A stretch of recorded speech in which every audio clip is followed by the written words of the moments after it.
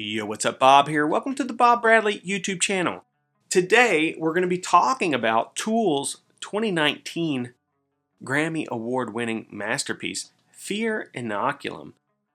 It was just released in a new configuration, a 3LP version, 5 sides of music, 1 etched side with a beautiful piece of artwork. Speaking of the artwork, you have this Alex Grey piece on the front here. It has a seal that you have to take off the record. I cut mine off the shrink wrap and keep it so that I can have that. But as you can see, it has this outstanding cover. Now, multiple artists contributed to this project, but I'm pretty sure this is an Alex Grey piece on the front here. Mackie Osborne was the artistic director on this project, wife of King Buzzo from the Melvins.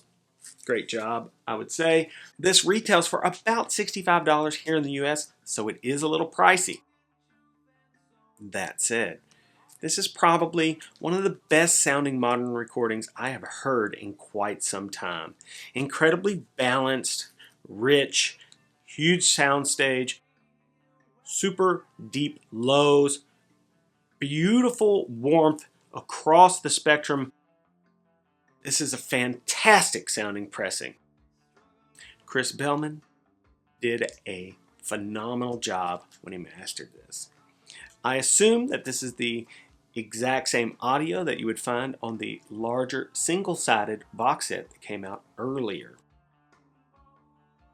I didn't want to buy that set because there was etchings on all the B-sides of each record, and sometimes when you etch a record, it creates a dish, and I didn't want that. So I was going to wait and see what happened, and luckily for me, they did this.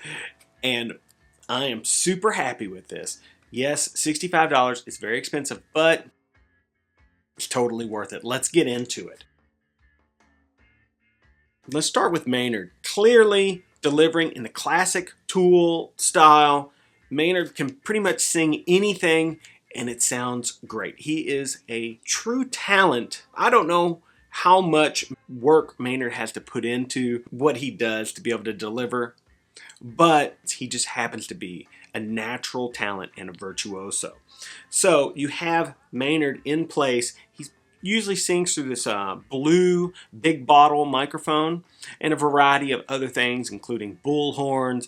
We all know the deal. If you're a Tool fan, you've been hearing this for years. So Maynard's on here. He sounds fantastic. Very clear, perfectly positioned in the mix. Adam on guitar, Silverburst Les Paul.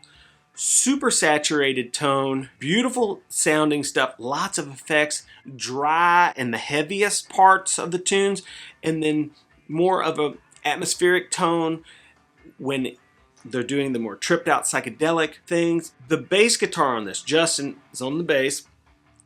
There's definitely some direct signal happening. Definitely multiple sources, one dry, possibly one dirty. The effect that they're getting is you get these super deep lows and you can add in some grit and some things like that, push the signal harder. Really awesome bass sounds on this record. Danny Carey, the heart and soul of Tool, in my opinion, a true drum master and virtuoso. Danny has an elaborate drum kit. He's got all these different types of toms. He's got a rototom, a wave tom. He's got these mandala pads, which are drum triggers, so they're probably hooked up to a laptop or something like that. And he can get all these percussion sounds that you would have to have an enormous array of instruments around you to get if you didn't have those electronic devices. The drums are absolutely massive. The double kick on this record is mind-boggling. The drum sounds are incredible. Sometimes there are 2 drum kits on a track.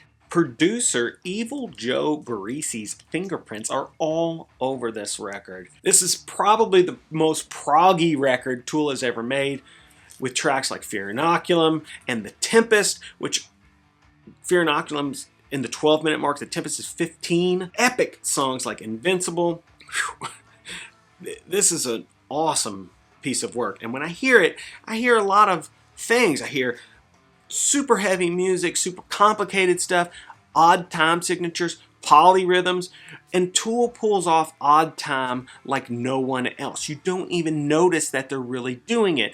I mean, they're playing whole parts in 21, multiple parts in 7 and 11, 19. And generally when people play odd time like that, it can almost make you feel sick to your stomach.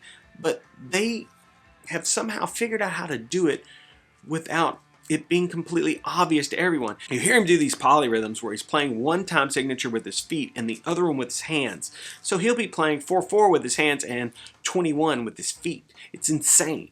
It's absolutely insane.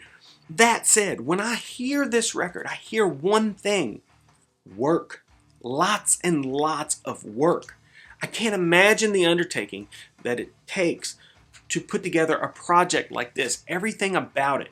There are multiple versions of this now, and it might still be worth, if you're an uber Tool fan, going out and getting the CD and some of the other variants of the record, because there are songs that do not appear on the record.